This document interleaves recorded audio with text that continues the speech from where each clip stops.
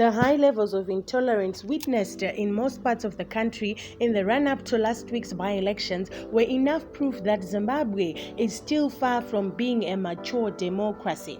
If he has any conscience left within him, President Emmerson Mnangagwa must revisit his inauguration speech where he told the world that his new dispensation would be a complete departure from his predecessor, the late comrade Robert Gabriel Mugabe's administration, and find out where he has gone wrong.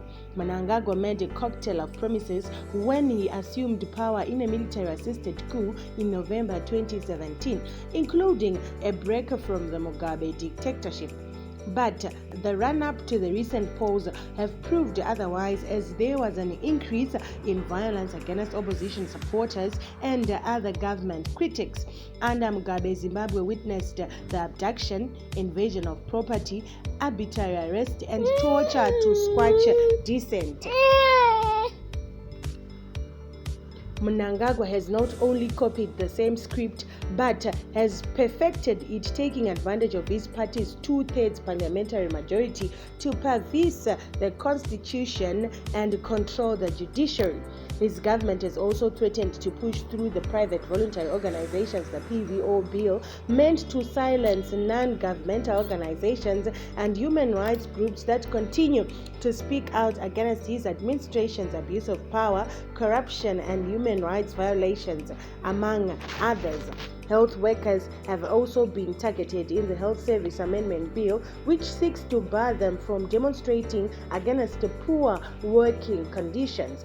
The list is long, with traditional leaders also being whipped to toe the ZANU-PF line or face the axe. It is therefore not surprising that Zimbabwe was adjudged as one of the 56 countries across the globe whose citizens are increasingly living under authoritarian leadership, according to the latest 2022 Freedom House report. The report evaluated the state of freedom in 195 countries and 15 territories across the globe during the year 2021.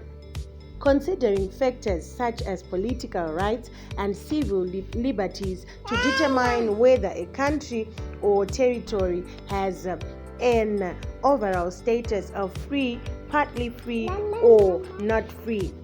Zimbabwe was classified as one of the 44% of countries adjudged not free, while 41% and 15% of the countries were categorized as partly free and free respectively.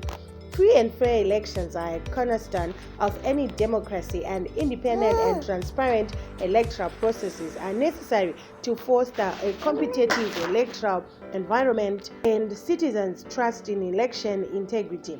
It is essential that citizens be able to exercise their right to vote with relative ease. Special attention should be given to addressing discriminatory barriers to voting, the report read in part. But as things stand, hope for a reformed democratic Zimbabwe under Mnangagwa is fading as power retention at all costs informs the ruling party's politics.